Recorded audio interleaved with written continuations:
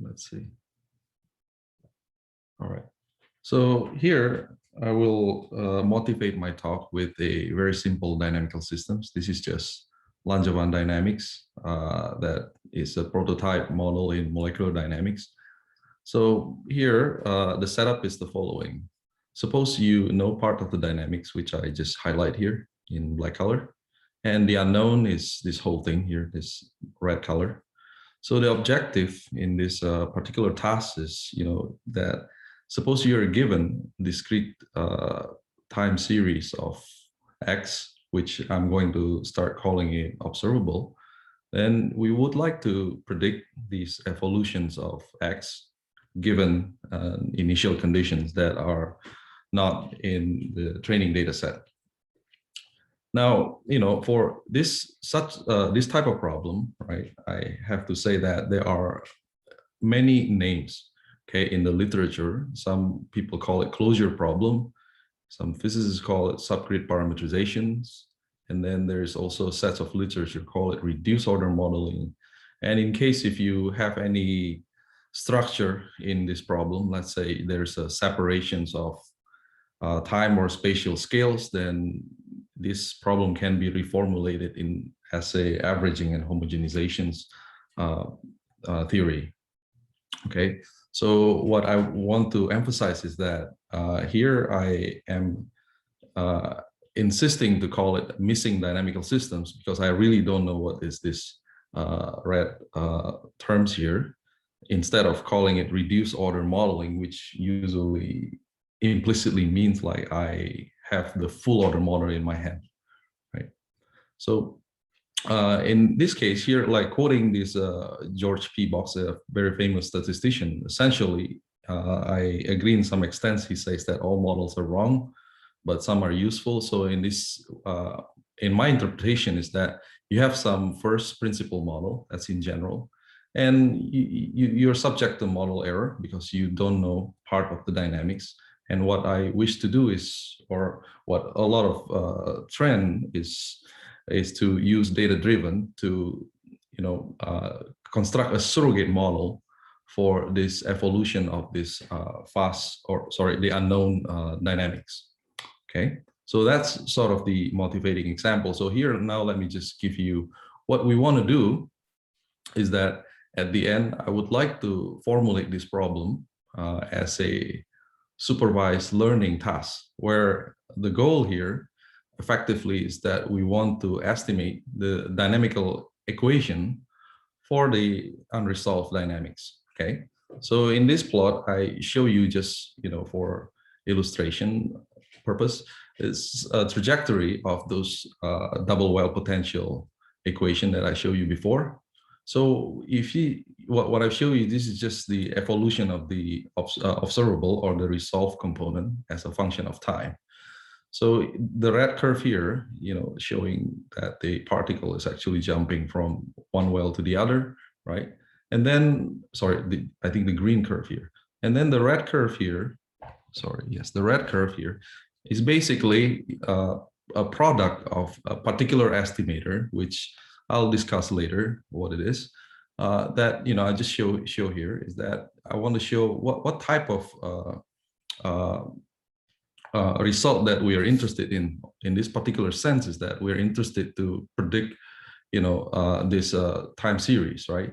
So here we basically started from initial conditions that is not in the training data set, and then we show the trajectory of the truth as well as the trajectory based on the estimator, which is shown by the red. So in this inlet, you can see up to some time, they're actually following this path, and then after that, they start to deviate. So one of the questions is that we would like to understand how long can you predict this? What's the lead time here, for instance, right? And basically, another question that we want to pose is like, what kind of mathematical conditions is required to achieve this, for instance, to achieve this pathwise convergence? And there are other type of convergence I'll mention. So this is just an example to illustrate a very low dimensional case. And later on, I'll also highlight in high dimensional case, I'll give you example where we use neural networks to achieve such type of convergence or estimate that we would like to achieve. Okay, so here's the outline of the talk. So I'm going to just split the talk into 3 separate parts. So the first part is, I call it basically, this is collecting or reviewing vocabulary.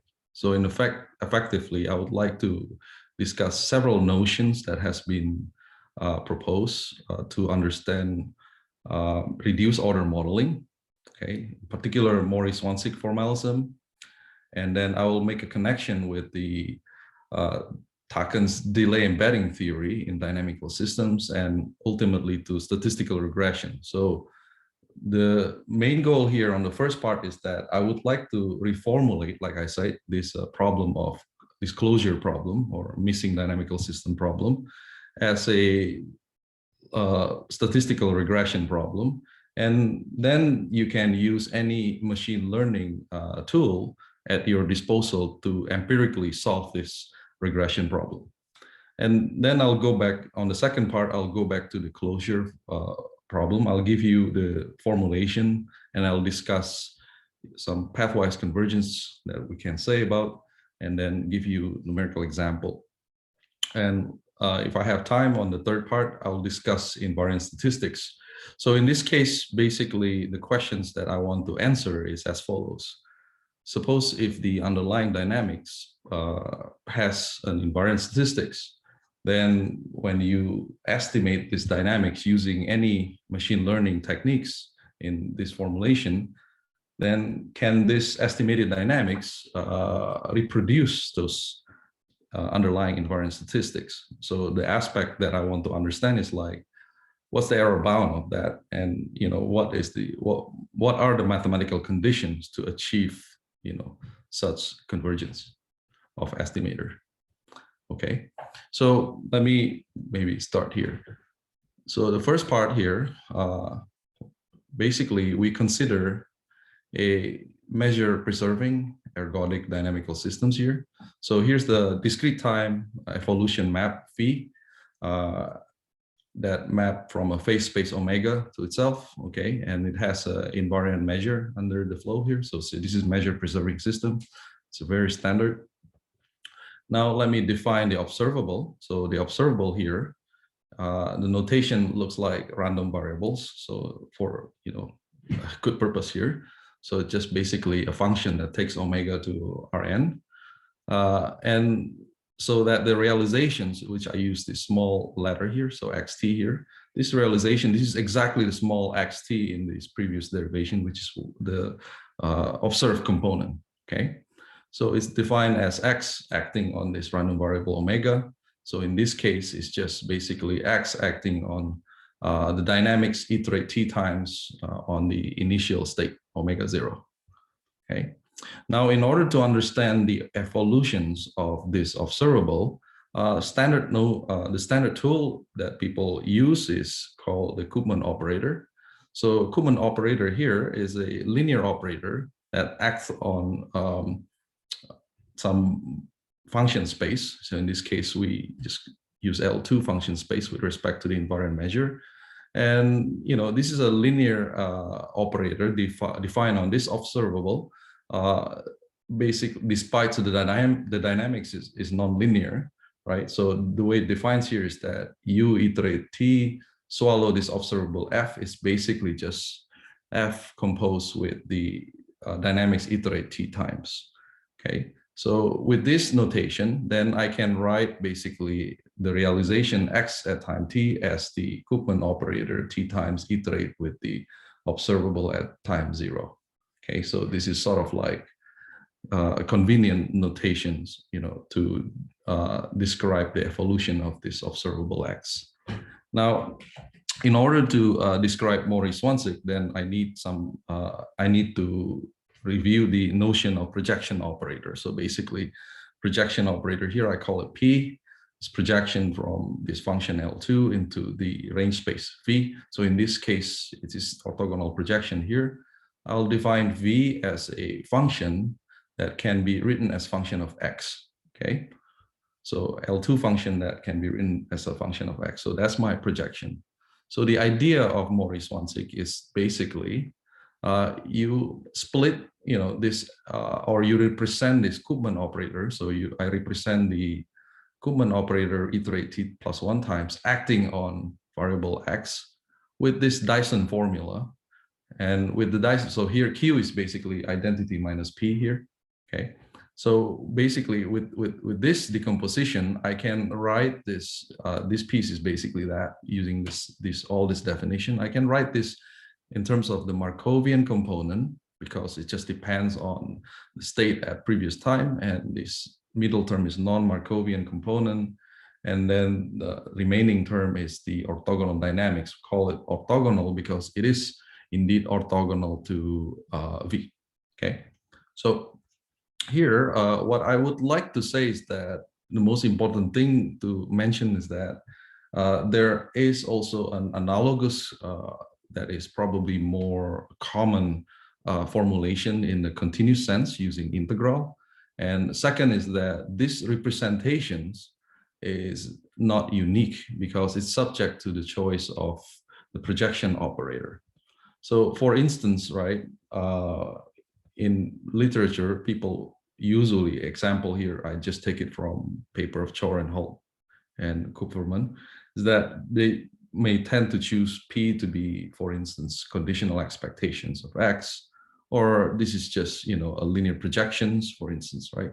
So these are the type of projection that people usually do, and there's probably other types in the literature. So depending on the choice of P, sometimes these representations in this non-Markovian and as well as the orthogonal component could be very complicated. So suppose if you choose conditional expectation, then this is very complicated expression here, the first two term, right? But if you choose linear projection, then these two are linear, but then the error here could be pretty large, okay? So, well, while this has been thrown around, this is actually the difficulty, and there are a lot of work has been done in this in the literature to actually parametrically approximate these representations. Okay, so what I'm going to do is that I'm going to choose a particular P that is different from any of this, that allows us to represent all of these terms in a very simple manner so that we can just construct them using machine learning.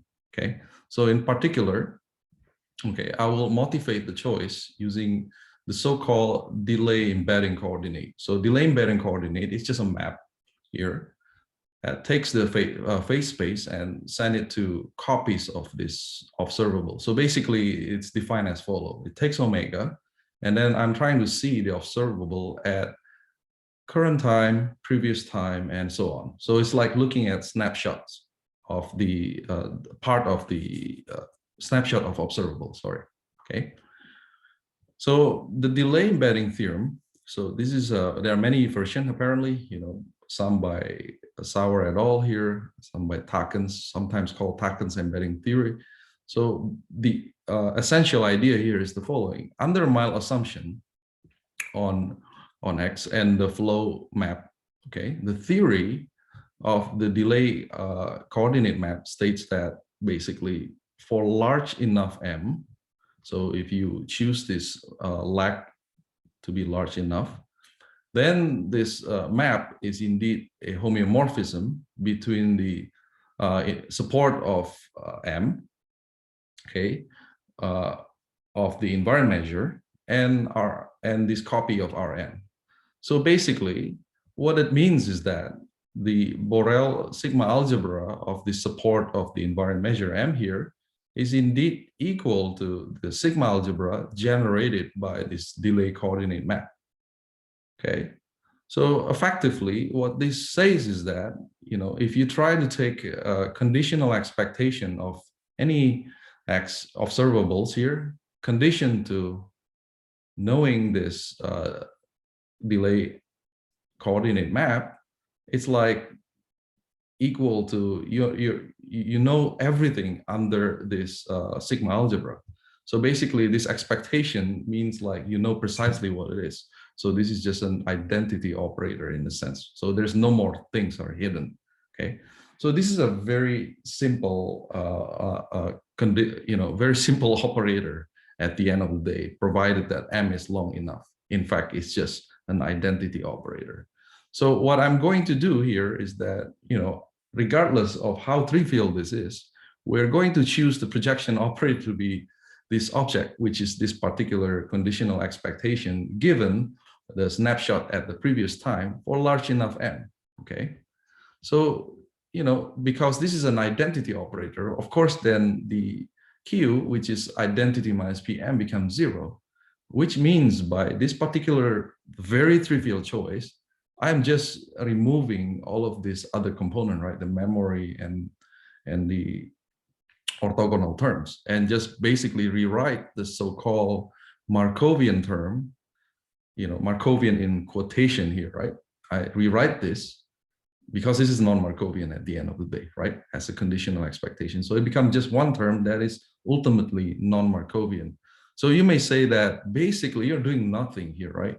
What we're doing is you just rewriting, the Takens flow map here, which is M0 as a conditional expectation. So why do you go so lengthy doing this, right? In fact, one thing you notice is like by reinterpreting this Takens flow map as a conditional expectation, then you can start to see the connection to statistical learning. Then, you can basically estimate this guy, because this guy is in fact will be a regression function of some L2 minimization problem. So that is basically the connection here. And people use this actually in practice. There are many papers actually basically just regress this. So what I'm trying to say is like, okay, you can learn this Takens flow map or this dynamical evolution that takes history of X to the T at the next time by minimizing, this L2 regression functions, okay?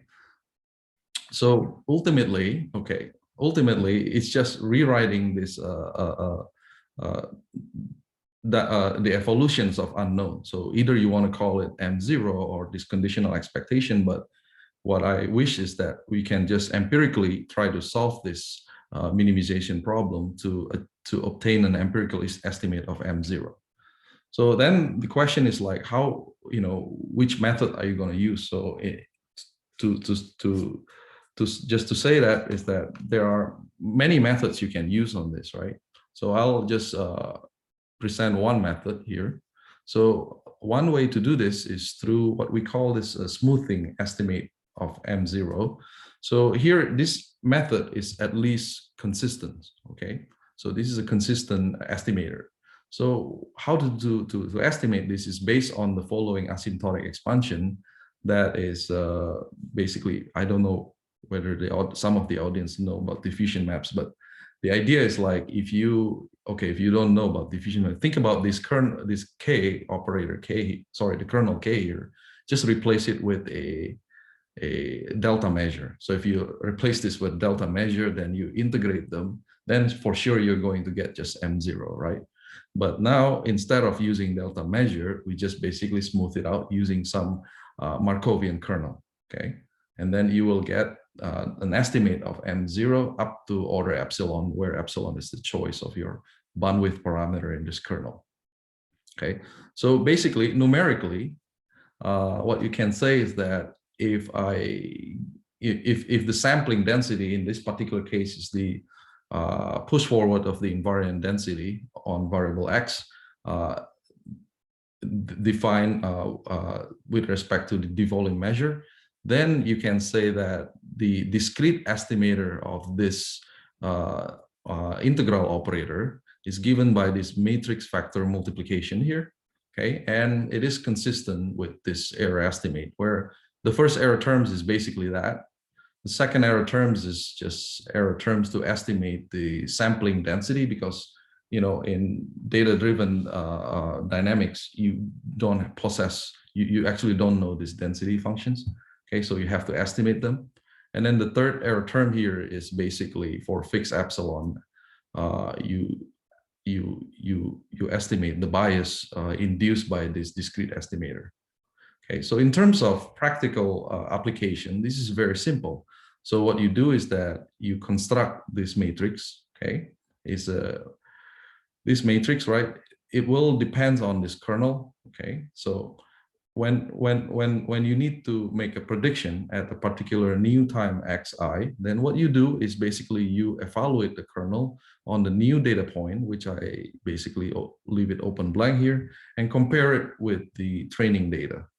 Okay, and then M0 here basically just constructed as a matrix vector multiplications, and there's nothing more than that.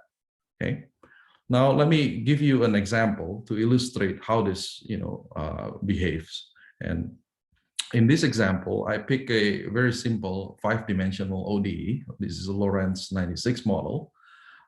This model has been used in the data assimilation literature, but for the purpose, this is just, you can think about this is just a quadratic interaction that mimics some advection terms with some linear damping and forcing. So this is absorbing ball. It's a chaotic dynamical systems in this case. And for this parameter and so on, I think there's the Lyapunov, I cannot remember what's the Lyapunov exponent, but it's recorded somewhere in the paper by Georg and Gottwald and Maida. So basically, what I show you here for our purpose is the following. So in the black curve here, this is just a trajectory of the truth, okay? Starting at initial condition that is not in the training data set. And the objective here is that you see the full phase space is 5-dimensional. So what I am given in my hand is just the first component, which is this, okay? So, and I would like to use, just this data set of the first component to construct this operator, this conditional expectation that I explained before, as an estimator for predicting this black curve, this through trajectory. So as you can see here, right, if I increase the M, which is the memory, then you can see the trajectory progressively getting closer and closer to the truth here. So on the right-hand side, we're just computing the same thing being repeated on 10,000 data, and then you average it, okay? You average them, and then you can see the error as a function of time, how the error behaves. So as M increases, then this is, getting better and better, okay, right? The prediction is getting more accurate in a sense. So in this case, we are using 20,000 data to train this operator or this estimator. And then this error here is estimated on average over 10,000 verification data point that are not belong to this training data. Okay. So for the first part here, let me conclude as follows. So what do we learn here is basically the delay embedding here with the choice of the delay embedding, then the Mori-Zwanzig equations reduced to just very simple Takens flow map, okay?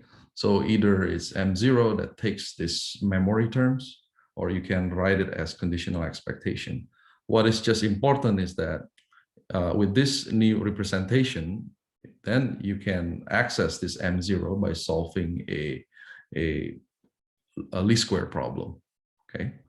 So there are other aspects of the work in this paper that I didn't mention, but now let me sort of use the same recipe here, which is rewriting what you want to estimate as conditional expectation, and then use machine learning to basically estimate it.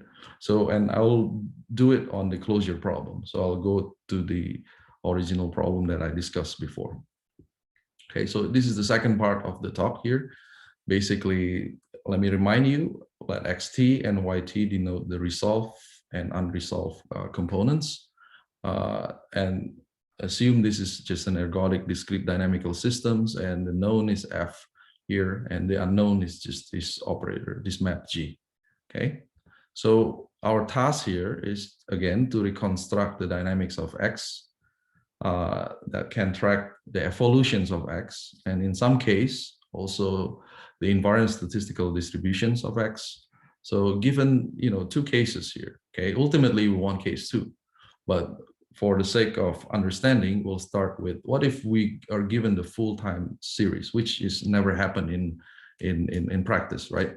So, and then once we understand what happened on the case one, we'll go to case two, where we are only given the data of X, okay? So case one here, I will illustrate this for a particular dynamics. In this case, it's just realizations of SDEs, okay? So in this case, I just use Euler-Maruyama to discretize this. So I highlighted in the red term here, the terms that I do not have access to, okay? So now I'm going to basically rewrite the unknown in terms of conditional expectations, basically following the recipe from the first part of the talk, okay? So here, the objective is to get this G, right? So I'm going to rewrite this underlying function G as a conditional expectations of, here's just the discrete estimator of the derivative of y, effectively, given x and y, okay? So to save the slides, instead of writing this expression all the time, I just define this y delta to be exactly just that, okay? So then we just replace this. So I'm just replacing that term. And then once you replace that term, you know, basically, suppose this is the estimator, okay? So suppose this is just the estimator of that, okay? Then once you have this as an estimator, you can define also an estimator for the diffusion term. So the diffusion term will be estimated using the residual from the estimate, from this estimator, okay? So what we can say, given using this strategy, is as follows, okay? So suppose this is my approximate dynamics. So I just basically replace everything here, put an epsilon here because this is an estimator, and put everything by hat just to make a distinction between the true and the approximate dynamics, okay?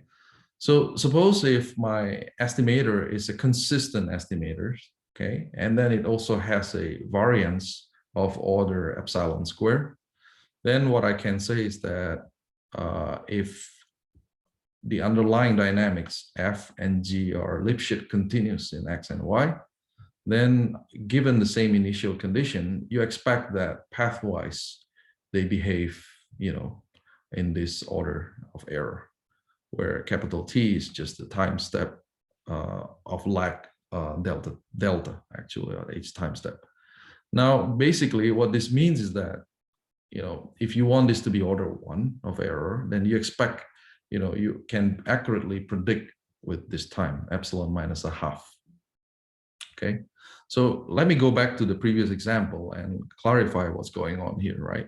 So in the previous setting, this is the known dynamics, this is the unknown missing components, and then we just employ the so-called kernel embedding as a linear estimator for this conditional expectation. I think if you want to know about, you want to know more about kernel embedding, then you can probably ask Boumediene about this. I think he has lots of paper on kernel embedding. So idea here, basically, I will not describe that in detail, but what I show you here is exactly that picture before, the pathwise. On the left side, we use 50,000 data to train. On the right-hand side, we use 500,000 data to train, okay? Now in the inlet here, you can see that actually, if you use more data, your prediction is more accurate in the longer time, right? So this kernel embedding, first of all, this estimator is just a linear estimator. Suppose you just assume that the function that you want to estimate G is basically regular enough in a Sobolev H with regularity beta, then, you know, according to Minimax theorem, then this epsilon should scale n to the minus beta over 2 beta plus d. D is the dimension. So let's say, you know, G is very smooth in this case. Let's just give it the most generous conditions, because this is just double well potential quadratic function and the dimension is just 1. Then we obtain that, you know, according to our estimate, is that the time you expect to achieve accuracy is epsilon minus a half. In this case is, you know, you plug in this number, you get about 15 time units on the left. So that's about there. And on the right is more conservative than what we get. It's 27 and so on. Okay, so that's, you know, sort of one way to see why we would like to have like pathwise guarantee. Now, once you have these dynamics, you can also just integrate this this approximate dynamical system for a long time. And you can see here is that we are comparing whether the dynamics can estimate the invariant density. In this case, this is the dual bimodal distribution of the invariant density. And basically the answer is yes, provided if you give them enough data, right? On the right, this is the autocorrelation functions. And there are other metrics that people are used, you know, for example, they compare mean exit time and reaction rate, you know, and you can see if you use more data, then you got closer to the true empirical, metrics here, okay? So later on in the third part of the talk, basically, is that what I would like to understand is like under which mathematical condition can we achieve this consistency in terms of this invariant statistics, let's say PDF and ACF, can we predict them, right? So now once we understand this, when you're given the full data set, now I'm going to the case where you're given only part of the data set, right? You're given only X, okay? So recall that in the previous slide, I said we are considering two cases, right? So now I'm going to talk about case 2, where you're only given X, okay? And of course, you're given this known dynamics. Okay? Now with this condition, let me go back again. So given X and F, I will define theta as the identifiable unresolved variable. So basically, now you rewrite your dynamical equation for the known component, okay, as instead of looking at it as a function of X and Y, I'm going to focus and think of it as a function of X and theta, where theta could be a function of X and Y, okay? So I'll give you an example. So here is just a concrete example, just to tell you what is theta. So for example here, let's say I want to employ a Galerkin projections of NLS cubic. So this is just NLS equation in the Galerkin truncation, okay? So it's written just like a couple ODEs here, right? Suppose that I'm interested only, you know, on the resolved variable is just the zeroth Fourier mode. So the X here is just one component, it's just U0. So that's my X, okay? So that means U1 and so on, all of these are just the unresolved components, okay? So if you look at the first, the zeroth mode, right? So this is 0, so this is 0, it's gone. So it's just composed of that, right? Now this sum, I can split it into two pieces. The term that only involve U0 itself, okay? And here's the remaining term that does not involve U0, well, that involve other terms. It could have U0 inside of it, sorry, okay? So this is, in fact, in this particular case, this is the term that I will call theta, okay? So effectively, what I want to say is like, look, okay, if I'm given only X or data of U0 in this case, I would not be able to recover the data of all of these higher order Fourier modes, right? U1, U2, and so on. But, you know, you can actually approximate at least this theta here, right? This is sort of the total flux that affect U0. So this is what I call identifiable unresolved variable. Okay, I hope this is clear. Okay, so now, given that, now I'm rewriting my full dynamics as so on, okay? Suppose if, you know, sorry, so I jumped too fast here. So the resolved dynamics, I'll write it this way, right? Now the unresolved dynamics, now I need, instead of evolutions of Y, I need to rewrite them as an evolutions of theta, right? So now how do you write it as an evolution of theta? You can use the Mori-Zwanzig representation, right? You can think about theta as an observables of the full dynamics, which is X and Y, right? And then you just use the Mori-Zwanzig formula again. So here I took the liberty, I just simplify the whole term using the projection operator that is defined as the Taken embedding, the coordinate map, right? And then I just simplify the whole evolution of theta as theta at the time t+1 is just the memory of x and theta here, right? So with this, right, now I can approximate this model. So this is the closure model, is this one, okay? My approximate dynamics is effectively, I'm approximating this operator. And, whenever I have residual, I'll just model them as noise. Okay, so in this case, we just use Gaussian noise here, right?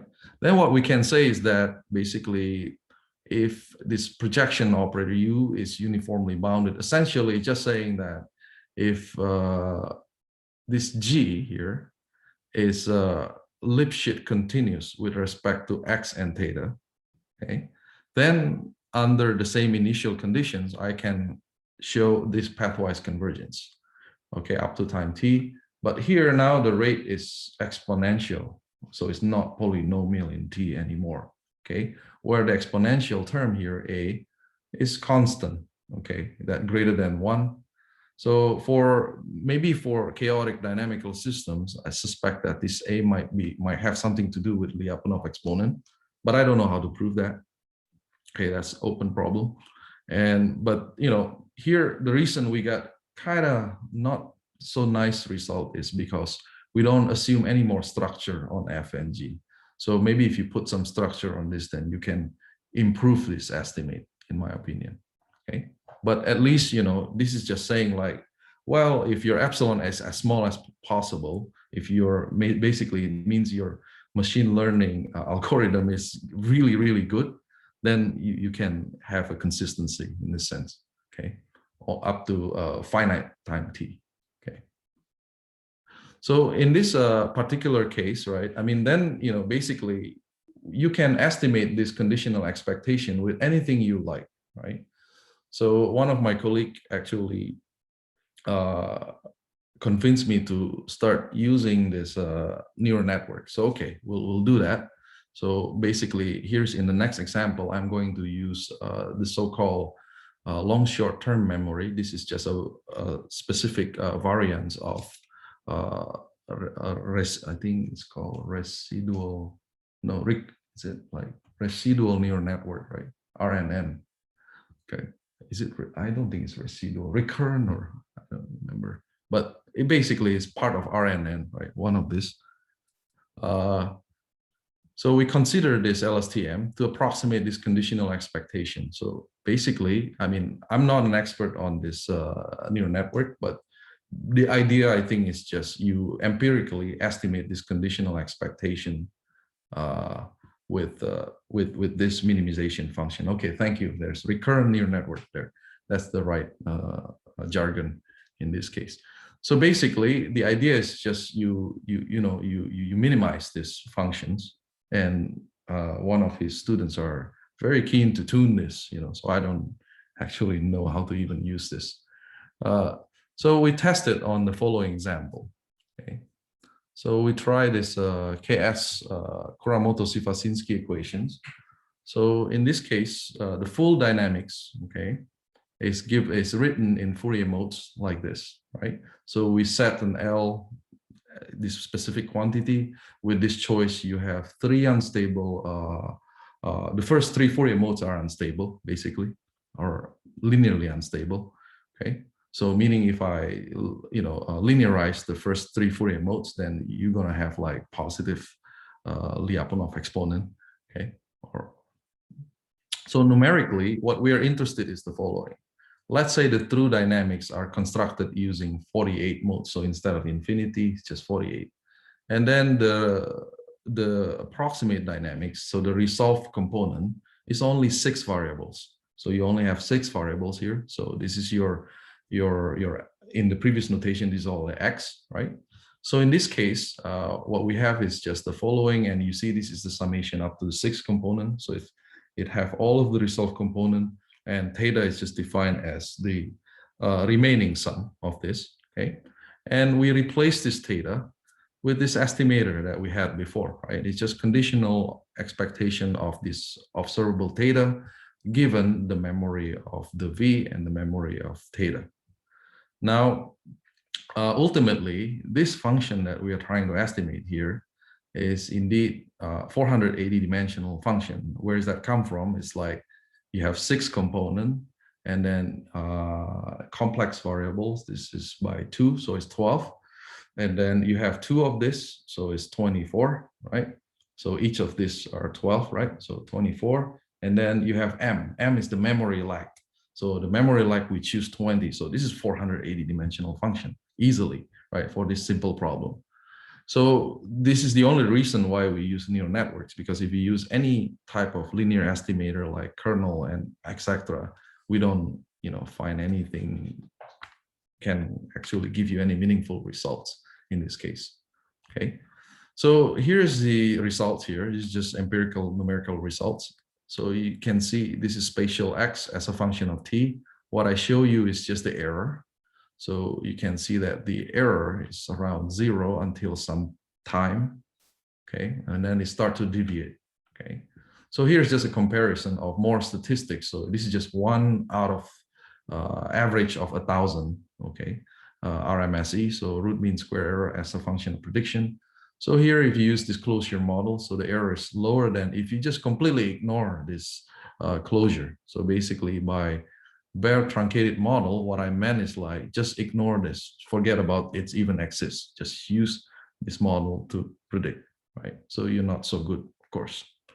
And then we also, here's more detail. So this is trajectory, maybe one of this is the truth, the other is just the estimator at this particular trajectory. And we look at comparing the first Fourier modes. We also compare other statistics like ACF, cross correlation between different modes, and the energy spectrum of the first 6 modes that we are resolving, as well as the density and so on. Okay, so let me close this second part here. I said that we developed this closure model and basically identify the object that we want to estimate here. And one can, of course, use various techniques to solve this. You don't have to use this recurrent neural network. Anything that you think is more appropriate can be used, but the formulation is there. Now, beyond this Kuramoto-Sivacinski example, we test on various problems like Lorenz, Berger, and so on. In all these 2 papers, you can find them, okay? And we also studied the connection to the kernel embedding of conditional distribution formulation. So you can access this in these 2 papers. So, okay, I have like 45 minutes. So should I go on the third part or? Yeah, please go ahead. As I said, there isn't much, there isn't a limit really. Yeah, thank you. Okay. So on the third part, what I would like to understand is like basically under what mathematical condition can I achieve this, like consistency in terms of density, in terms of this invariant statistics, basically correlation and so on. So here we're just making a first step to understand this, and we will confine ourselves on Ito diffusions. Okay, so here I'm going to consider an ergodic Ito diffusion, process X, given as such. Okay, and basically this is just initial conditions here. We assume the standard assumption, that is the parameter B, or sorry, this is RD to RD. There's a typo here. This is a vector field. Okay, so the vector field B here is usual. It's globally Lipschitz and satisfy a linear growth condition that will give you second moment bound in these linear growth conditions. And the sigma here will just restrict it to a matrix. So this is constant constant diffusions. It is a full rank matrix in this case. Usually D is greater or equal to M, so the rank is M in this case. So beyond this assumption that guarantee the existence and uniqueness of solutions, we also assume that the transition kernel to satisfy standard minorization condition, and then it has a Lyapunov structure such that this process is geometrically ergodic with stationary measure pi. Okay, so the reason why we would like to just, why we understand this, at least on the Ito diffusion, is that at least we can understand, the ergodic property of this. So the idea, I mean, if you're using deterministic dynamics, you understand the ergodicity of this, but then when you perturb the dynamics, I don't have a guarantee. I don't know much about it, right? So that's why we are working only on this very special class of dynamical system, okay? So now what we would like to see is basically, now I'm just introducing a couple of jargons here, okay? So here, let me consider, this is a Markov chain here, X and delta, to be basically realizations of this guy, of this SDE, using a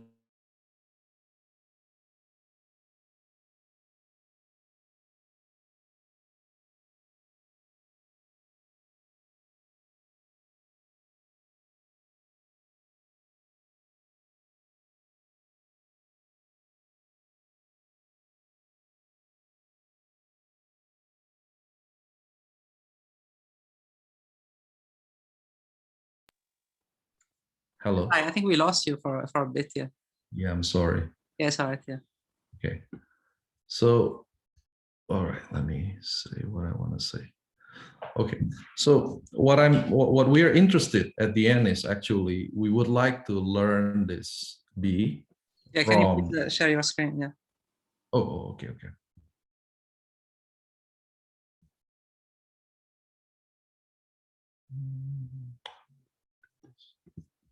Sure. Okay. All right. You can see my screen now, I think, right? Okay. Yes, thank you. Okay. So what we like to do at the end of days, like we would like to learn this B and this sigma, so the drift and diffusion terms. But we will learn it, given realizations of this Ito diffusion, right? But we don't actually have the realization of the truth. We don't have this path. What we really have is just the discretizations of this realization. This is why we talk about just the discretization in this case, right? And here I'm just giving you, the ergodic, the geometric ergodic property of this, so that I can introduce you the notations. That's all it is. Okay. So basically, what we can say is that, if the vector field here is globally Lipschitz, and you generate this Markov chain using Euler-Maruyama, according to this result by Mattingly, Stewart, and Higham, is that this Markov chain is also geometrically ergodic. What it means is that this quantity on the left, which is the difference between the statistical quantity of observable f with the invariant measure of this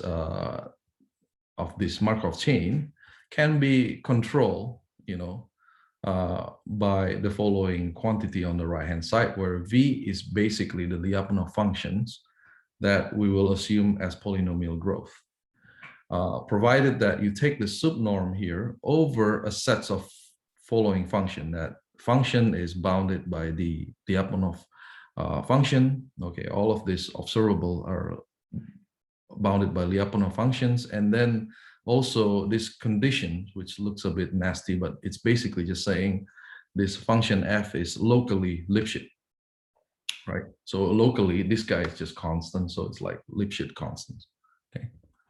So now back to the learning problem. What we want is the following. I would like to estimate B and sigma, okay, from this discrete time series, which has an invariant measure pi delta, okay? And I would like to understand the convergence properties if I approximate B and sigma. In particular, right, if I approximate them with B epsilon and sigma epsilon, whatever that epsilon means at this point, okay, then I would like to see whether this approximate dynamics here can reproduce the invariant statistics of the underlying dynamics. In particular, I would like to bound this quantity, right? I would like to see whether, you know,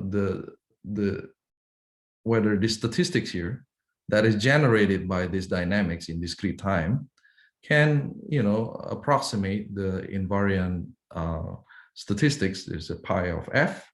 You know, can I bound this? And if I could, if I can I bound this up to order epsilon, okay, with some constant that is independent of epsilon for every n. So this is the goal, okay? Ultimately, we'll try to achieve this result. Then the question is the following, right? What is epsilon, right? I haven't defined what is epsilon. I just throw a parameter, right? And then also the second thing is that what are the sufficient conditions to achieve this linear dependent error rate, right? That's what I want. Because if I can achieve this linear dependent error rate, then basically I can now, when I use particular statistical machine learning technique to approximate this B and sigmas, then I can write epsilon in terms of maybe training data sets or the model parameters that describe the hypothesis space in the learning and so on, like in the standard machine learning literature. So that's what the ultimate goal here, okay, which we will achieve. Okay, so now back to the learning problem. Okay, now let me be specific. What is B epsilon and so on, right? We want to find B from the label pairs of data, right? So this is the label pairs of data. This is just the discretizations of the Ito diffusions, okay, which is the X and delta. And I define what is the label is this Y and delta, which is a discrete approximation of the derivative, right? So this is just Euler-Maruyama scheme. But just to show you, the learning problem is given by, here's my label Y as a function of X plus some Gaussian noise in this case. So in this case, you know, if I want to find B, this can be defined as a minimizer of the following minimization problem, right? So you just minimize, you know, any function between X and Y over L2. Then what you're going to get is the conditional expectation of Y given B, just because this is Gaussian, it's independent. Then you get an unbiased estimator of B. And then you can use the residual error to approximate the noise component, right? The sigma transpose, okay? Ideally, this is what we want, okay? But in practice, what happened is that you're given a training data set. Okay, so in this case, instead of using this whole data set, which is a Markov chain, right? Xn is a Markov chain. So let's make the problem a little bit simpler. So let me just subsampling them, for instance, right? Subsampling at longer time so that they are IID, okay? But of course, in order to construct Y, I need this, right? I really need this, right? I need the short time, right? So let's say you have IID, X and Y. What we really solve in practice is you solve this empirical population risk, right? Empirical risk, right? So basically, you solve this minimization problem. You're going to get B epsilon, right? And then you're going to get, you use the residual of this estimator. So this is the residual of the estimator. You're going to get this estimation of this matrix sigma epsilon transpose, okay? Now, one observation is the following. This estimator is indeed biased, okay? If your distribution is sub-exponential, so if your invariant measure is sub-exponential, then using matrix Bernstein inequality, you can actually look at the spectral error of this estimator, sigma epsilon transpose.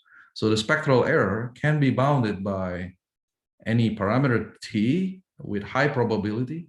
So this basically can be made as small as possible if n is large, plus this term. So there's delta, and that's the term that we usually refer as generalization error in machine learning, okay? So if your task is actually to just estimate the sigma t transpose, then you can minimize this, and then it's as small as possible and balance it with the size of the data. You're done. But my goal is actually not just to estimate sigma epsilon transpose, but I want to know, once I get this two component, whether the approximate dynamics can reproduce the invariant statistics. Then what we will say is that making this small is not is not sufficient. Sorry, it's not enough actually, basically, right? So basically, here's the main result that we got is the following. So first, let me define epsilon. So here I'm going to define this quantity as my epsilon. So this is the spectral error of my estimation of the amplitude of the noise. Okay, let's say small. So beyond the assumption of the underlying SD and the discretized Markov chain and so on, suppose that the estimator is globally Lipschitz. So these two conditions will be very important, with Lipschitz constant that independent of epsilon. So we need these conditions such that the approximate dynamics still have a unique solutions. Now the second piece is basically you want it to be a consistent estimator, okay, in the following sense, that it has a linear growth, okay, and the error is on the order of epsilon squared, okay. Now, under these two conditions, we can show that basically the thing that we wanted, basically the statistics under this approximate dynamics will approach the, will subtracted with this invariant statistics can be controlled by the following bound, okay, where rho here is quantity between 0 and 1. So as n goes to infinity, this is just go to 0 and that goes to 1. So it's effectively linear for large n. Okay, so the idea of the proof here is just, you basically use the result from this paper by Rudolph and Schweitzer. Okay, so now there's a couple of things that I want to mention. The first thing is that this consistency condition here implies a generalization error of order epsilon squared. So what I mean by this, right? What I mean is the following. This consistency condition, so if I take expectation, this is going to be order epsilon squared. And if that's so, then this is going to be small, okay? So that will mean this is very nice. So long as you have consistent estimator on B, okay, then your estimator on your, the noise amplitude will usually be controlled and nice, okay? Second is like, while this generalization error, basically this guy here, give a way to characterize epsilon, it is not sufficient, okay, to achieve this result, okay? So if you just assume that condition, you just minimize this generalization error, you will not get this result. The only thing you can get out of it is like, once you have this linear dependence result, then you can use this generalization error as a convenient tool to relate to your machine learning algorithm, like to estimate how many training data set and so on, which I'll show you in a minute, okay, in a very simple example. So now the third thing remarks is that we also have a result for 2-point statistics. So basically we also can prove that the error between these 2-point statistics, where usually A is more regular than B, there are a lot of conditions actually compared to the estimated invariant statistics, is also order epsilon. So in this case, the entire proof is a bit different. The condition is the same. We use the linear response theory to achieve this result. Okay. Now let me show you an example. Okay. So the key words is just this, right? So okay, in this example, what I want to achieve is the following. One, I want to talk about consistent estimator. Can we achieve that if I'm giving you a particular estimator? The second is that, what about this Lipschitz condition? Can we achieve that? How can we achieve that if we use a particular machine learning method? Okay. And then the third is that once this is achieved, what is the epsilon in terms of training data? Can we write them, in terms of your what is this generalization error? Can they help us telling you what is this epsilon, basically? Okay, so those are the three focus. So here, I'm going to use a learning method using spectral regression method. So what is this, right? So if you're given data, pair of data, X and Y, you can construct, an RKHS based on the eigensolutions of this integral operator, okay, with a kernel that is Hilbert-Smith with respect to that. So what is it? Basically, the RKHS consists of the closure of the span of these features, okay, where UI is just the orthonormal eigenfunctions of this integral operator. So this is subspace of the L2.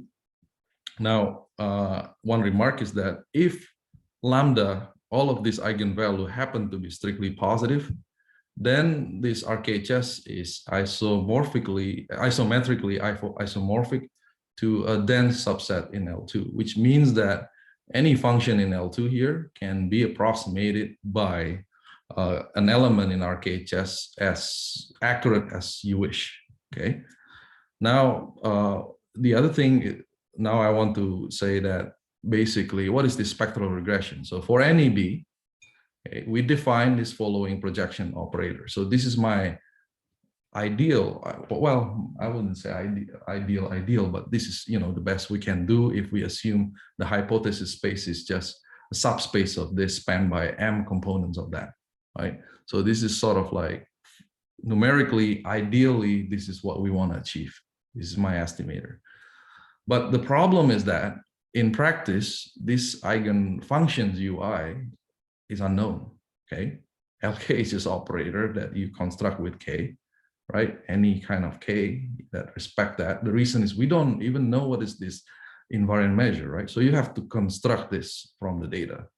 And we will approximate U by Nystrom interpolation of eigenvectors of the corresponding empirical kernel matrix of LK, basically that. So I'll not go into detail on that, okay?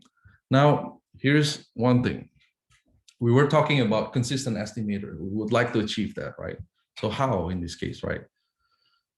Suppose if you are a very good physicist that you can construct your hypothesis space to include these things that you want, then you're good to go, you see? Like if the kernel now is also linear growth, then you have this consistency. You can show that the error between the truth and the estimator is linear up to this error in RKHS norm. So that this you can make as small as possible if you wish, okay? So the important point is that, specifying hypothesis space is important. Of course, to get this if is very big if, very hard to do, okay? Now, the second is Lipschitz continuity, right? If you design your kernel such that, it has this condition, so basically I would say, it's like, the derivative is bounded here, okay? Then basically this order M estimate is Lipschitz continuous with constant, okay, that growth polynomial in M when you assume this spectrum to be essentially a polynomial decay like this, okay? So this is a standard rate assumption that is typical in, study of many approximation theory. So we took this one from the paper of Caponetto here, okay? Now, you see, basically the story here is that, if you construct your hypothesis space, in this case, the RKHS, to embed these things carefully, in this case is this condition and that conditions, and of course, if B is in the hypothesis space, then you can satisfy this, which is very hard, right? To do in practice, okay? Now, the next things is like, suppose if those are all satisfied, now you have linear growth bound. So what is this generalization error can tell you, right? Remember, right, the supervised learning problem here, I want to learn this, right? This is the function. Let me just simplify the notation, right? So you have Y, you have X subject to noise here, Gaussian noise, so I'll just call it E. In our case, right, you actually, remember, like I said, numerically, ideally you want this. But you can't have this because you have to estimate that. You don't even know what is UI, right? So what we have numerically is this, Okay, so this is the empirical estimator. This is really what is the B epsilon that we have in practice. So this is Monte Carlo estimator of that, the coefficients, and this is just a Nystrom extension. So they have some scaling. So the generalization error, okay, that which is the L2 error between that, is given, can be split into two pieces. Okay, so ideally, if you really estimate it with just this projection M on B, then you are subjected to this approximation error. But, you know, of course, you approximate that, and you, of course, you know, have this noise going around and so on, then you have this estimation error, right? So in this case, we can show that under various assumptions, okay, then the approximation error is order this, where M is the truncation here. And this result, I think, is based on, whose paper is this? Like, I forget. Basically, based on, I think, Rosasco and Belkin, I think, on the paper of learning integral operator. So this is have to do with the spectral gap as well. And it basically scale like this. And then here is additional is due to the error due to the noise. Okay, so you have your generalization error is basically this term. So in terms of the model parameters, in terms of the training data and the error of the error size or amplitude of this. Okay, so here's the final slide remark is the following, right? We also consider other machine learning algorithm in our paper, which is a simple hidden layer neural random neural network, which I'm not showing here at all. We should also, basically, the main message to the practitioner is like, when you do learning in dynamical systems, if you're trying to achieve invariant statistical consistency, then you should prepare to learn this with a carefully chosen hypothesis space that actually give you a consistent estimator as well as estimator that is Lipschitz continuous. Okay. Another thing is that, you know, this actually open up so many questions. Okay. Question is, of course, from practical point of view, this is hard to achieve probably, you know, if you use any kind of neural networks, right?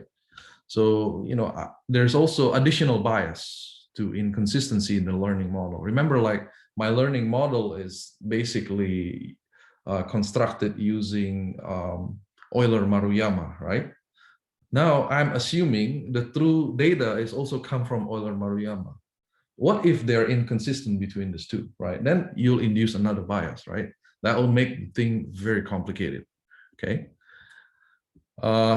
As well as deterministic system, this is hard because as soon as you perturb the dynamics, then, you know, things, they can go very differently, right? Whether the perturbed dynamics has invariant statistics, is very hard question to answer. Okay, so at this point, we are at the final stage of finishing this article. So I hope actually by the end of this week, we already have this in archive. If you're interested, you know, later, or if you cannot find it, maybe in a week or two, you can just send me email. I'll just, you know, forward you the link of the archive. So that's all I want to say. All right. Thank you very much. Thank you. Any questions?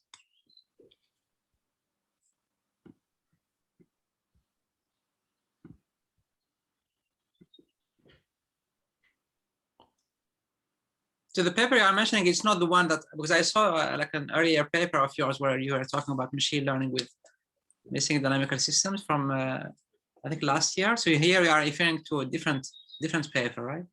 Oh, yeah. This we haven't even finished this actually. Oh, you haven't finished it. Okay. Yeah, we were like, we have the whole material. It's just we haven't proofread it carefully. So we just. I was hoping to finish this by February, but it's actually more complicated than I thought. So the math is actually much more complicated than what we can think of.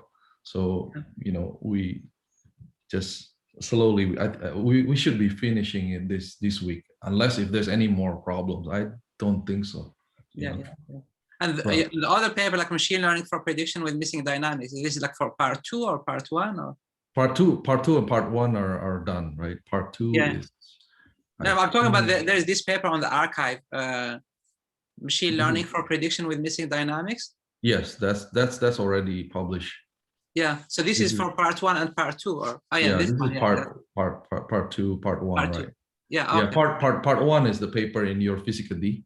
All right. Right, and this is the part 2. Basically, these are already published, and these pieces is actually we've been thinking about this. This is work with my graduate student, so I think he's in the audience. So he did lots of the analysis on this, and my other collaborator Chantal Lee. Yeah. Okay. So yeah, Yeah, nice. Yeah, and so I had a question about this.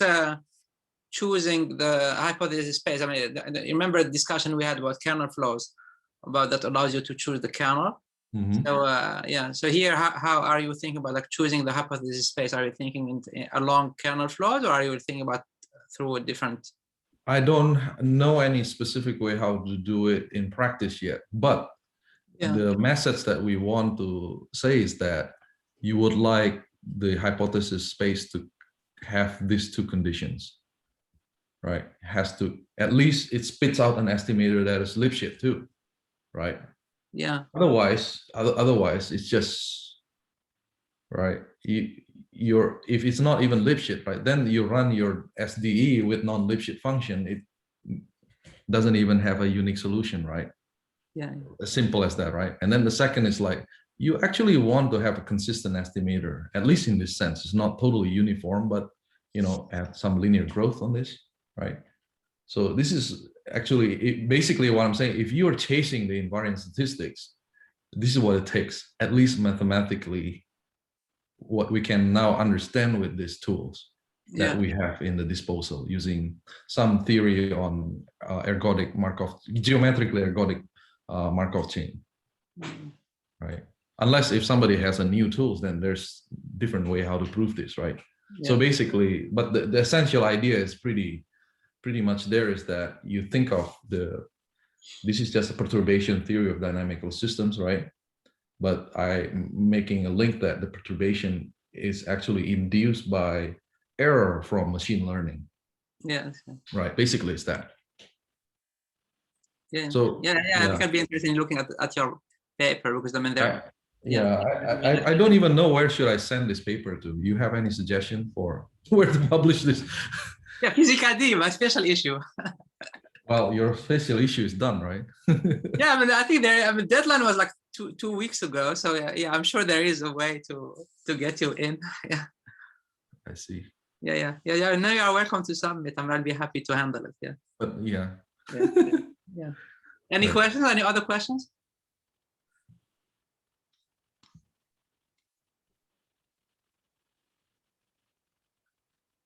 Yeah, all right then. Thank you very much for the interesting talk, and then thanks again. Sorry, I want to applaud you. All right. Thanks for the invitation. Yeah, thank you. All right, take care, everyone. Thanks. Bye-bye. Bye-bye.